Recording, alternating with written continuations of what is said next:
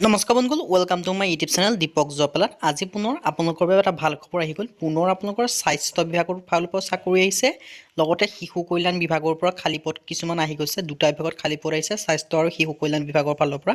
Grade 3 আৰু grade 4 চাকৰি হয়। এই চাকৰিসমূহৰ কাৰণে আপোনালোকে কেনেদৰে আবেদন কৰিব লাগিব, লগতে কি চাকৰি আছে, লাষ্ট ডেট কেতিয়া, এজ কোৱালিফিকেশ্যন কি হয়, সকলোখিনি কথা মই আপোনালোকক এই ভিডিঅ'যোগে আলোচনা কৰা হ'ব। যদি ভিডিঅ'টো ভাল পায় ভিডিঅ'টো লাইক কৰিব, লগতে চেনেলটো ছাবস্ক্ৰাইব কৰি দিব এনেকুৱা ভিডিঅ'সমূহ পাই থ'ব। আহক আজি মই ভিডিঅ'টো আৰম্ভ কৰোঁ। ভিডিঅ'টো আৰম্ভ কৰাৰ আগতে আপোনালোকক ক'ব বিচাৰিছোঁ যে আপোনালোকে চেনেলটো নতুনকৈ আহিছে, তেনে আপোনালোকে চেনেলটো ছাবস্ক্ৰাইব কৰি দিব, লগতে ভিডিঅ'টো অলপ বন্ধু বান্ধৱীৰ শ্বেয়াৰ কৰি দিব। আহক আজি মই ভিডিঅ'টো আৰম্ভ কৰোঁ। মই আপোনালোকক কৈছোঁ যে আজি আপোনালোকৰ দুটা বিভাগ ওলাই আহিছে। প্ৰথম বিভাগটো আছে আপোনালোকৰ ওমেন এণ্ড চাইল্ড ডেভেলপমেণ্ট ৰিক্ৰুইটমেণ্টৰ ফালৰ পৰা, আৰু অন্য বিভাগটো হৈছে স্বাস্থ্য বিভাগৰ পৰা। প্ৰথম আপোনালোকৰ বাবে ওমেন এণ্ড চাইল্ড ডেভেলপমেণ্ট বিভাগৰ পৰা কি ভেকেঞ্চি আছে মই সেই কথা আপোনালোকক জনাই দিছোঁ। ইয়াত আপোনালোকে দেখিব পাইছে director of women child development আছামৰ ফালৰ পৰা ওলাইছে। ডাইৰেক্টৰ অফ ওমেন আছামৰ ফালৰ পৰা আপোনালোকৰ 33টা ভেকেঞ্চি ওলাই আহিছে।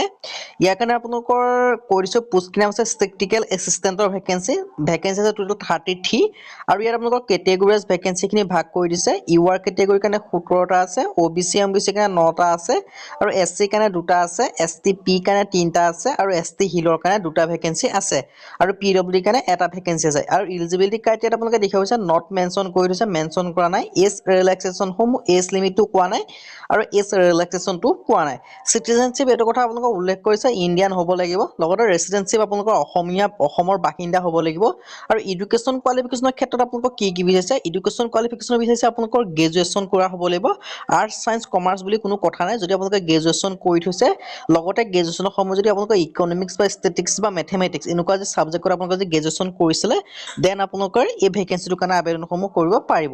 আৰু ডিজেবল কোৱালিফিকেশ্যনৰ ক্ষেত্ৰত আপোনালোকক লিখিছে আপোনালোকৰ কম্পিউটাৰ আপোনালোকৰ শিকা হ'ব লাগিব, ইয়াত উল্লেখ কৰি দিছে। আৰু এই ভেকেঞ্চিসমূহৰ কাৰণে কেনেদৰে আবেদন কৰিবলৈ মই কৈছোঁ, interested eligible candidate may apply online of this post by visiting official recruitment portal women and child development.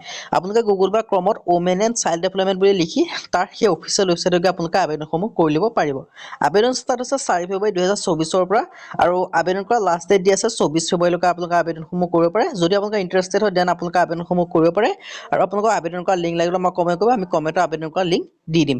এতিয়া আমি আহিছোঁ স্বাস্থ্য বিভাগৰ ফালৰ পৰা। স্বাস্থ্য বিভাগৰ কি ভেকেঞ্চি লগতে কেনেদৰে আবেদন কৰিবলৈ মই সেই কথা আপোনালোকক জনাইছোঁ, ভিডিঅ'টো শেষলৈকে চাই থাকিব। 2 নম্বৰ বিভাগটো আপোনালোকৰ হৈছে স্বাস্থ্য বিভাগৰ ফালৰ পৰা। ইয়াত আপোনালোকে দেখিব পাইছে আছাম ৰিক্ৰুইটমেণ্ট MSRB, মানে আপোনালোকৰ অসমৰ যিটো স্বাস্থ্য বিভাগ আছে তাৰ পৰা আপোনালোকক মুকলি কৰিছে কিছুমান স্বাস্থ্য বিভাগৰ চাকৰি। ইয়াত আপোনালোকে দেখিব পাইছে medical and health recruitment board আছামৰ ফালৰ পৰা মুকলি কৰিছে। ইয়াৰ কাৰণে লাষ্ট ডেট দি আছে 23/2/2024 ফেব্ৰুৱাৰী মাহৰ 23 তাৰিখলৈকে আপোনালোকে ভেকেঞ্চিখিনিৰ কাৰণে আবেদনসমূহ কৰি ল'ব পাৰে। আছাম হেল্থ অৰ্গেনাইজেশ্যনৰ পৰা মুকলি কৰিছে, আৰু এই ভেকেঞ্চিখিনিৰ কাৰণেও আপোনালোকে অনলাইন যোগে আবেদন কৰিব পাৰে, যেনেকৈ আগৰ ভেকেঞ্চিখিনিৰ কাৰণে আপোনালোকে অনলাইন যোগে আবেদন কৰিব পাৰিছিল, আৰু এই ভেকেঞ্চিখিনিৰ কাৰণে আপোনালোকে অনলাইন যোগে আবেদনসমূহ কৰিব পাৰে। ইয়াত আপোনালোকৰ ভেকেঞ্চিখিনি আছে ৰেজিষ্টাৰ, ডেমনষ্ট্ৰেটাৰ, ৰেচিডেঞ্চিয়েল ফিজিচিয়ান, এক্সেপ্টাৰ, 526টা ভেকেঞ্চি আছে। আৰু কেটেগৰী আছে আপোনালোকৰ ডিপাৰ্টমেণ্ট ৱাইজ ভেকেঞ্চিখিনি লিখিছে, আপোনালোকে দেখিব পাৰিছে মেডিকেল এডুকেশ্যন ৰিচাৰ্চ ডিপাৰ্টমেণ্ট। আৰু ইয়াত আপোনালোকৰ দৰমহাসমূহ দিয়া হ'ব 57,700 পৰা 1,82,400 টকা পৰ্যন্ত। লগতে এলিজিবিলিটি ক্ৰাইটেৰিয়াসমূহ দেখিব পাইছে, a candidate should less than 21 years to 45 years। 21 বছৰৰ পৰা আপোনালোকে 25 বছৰৰ ভিতৰত সকলো কেণ্ডিডেট স্বাস্থ্য বিভাগৰ ভেকেঞ্চিখিনিৰ কাৰণে আবেদনসমূহ কৰিব পাৰিব। লগতে আপোনালোকে এজ ৰিলেক্সেশ্যনসমূহ পাব। SC SC কেণ্ডিডেটৰ কাৰণে 5 বছৰ পাব, OBC কেণ্ডিডেটৰ কাৰণে 3 বছৰ পাব, আৰু PWD কাৰণে 10 বছৰ পাব। মানে SC SC কেণ্ডিডেটে আপোনালোকৰ 50 বছৰলৈকে আবেদন কৰিব পাৰিব, OBC 48 yearsলৈকে, আৰু PWD 55 years মানলৈকে আপোনালোকে আবেদনসমূহ কৰি ল'ব পাৰিব। আৰু এডুকেশ্যন কোৱালিফিকেশ্যনৰ ক্ষেত্ৰত মই আপোনালোকক জনাই দিছোঁ, এডুকেশ্যন কোৱালিফিকেশ্যন লিখিছে এ পোষ্ট গ্ৰেজুৱেট কোৱালিফিকেশ্যন হ'ব লাগিব। আৰু যদি আপোনালোকে পোষ্ট গ্ৰেজুৱেট হয় দেন আপোনালোকে আবেদনসমূহ কৰিব পাৰিব। আৰু এপ্লিকেশ্যন ফিজৰ ক্ষেত্ৰত আপোনালোকে দেখিব পাৰিছে ইউআৰ কেটেগৰীৰ কাৰণে 250 টকা, OBC MBC SC ST কাৰণে 150 টকা, BPL আৰু PWD কাৰণে কোনো ফিজ পে'মেণ্ট কৰিব নালাগে। দেন যদি আপোনালোকে ইণ্টাৰেষ্টেড হয় এই ভেকেঞ্চিখিনিৰ কাৰণে আবেদনসমূহ কৰিব পাৰিব। আবেদনসমূহ কৰিবলৈ আপোনালোকৰ যিটো MSRB আপোনালোকে বৰ্ড বা ক্ৰমত লিখি আপোনালোকে আবেদনসমূহ কৰি ল'ব পাৰিব। আজি ভিডিঅ' ইমানে। যদি ভিডিঅ' ভাল পায় লাইক কৰিব, লগতে চেনেলটো ছাবস্ক্ৰাইব কৰি দিব, এনেকুৱা ভিডিঅ'সমূহ পাই থাকিব। আজিলৈ পুনৰ নতুন ভিডিঅ'ত লগ পাম।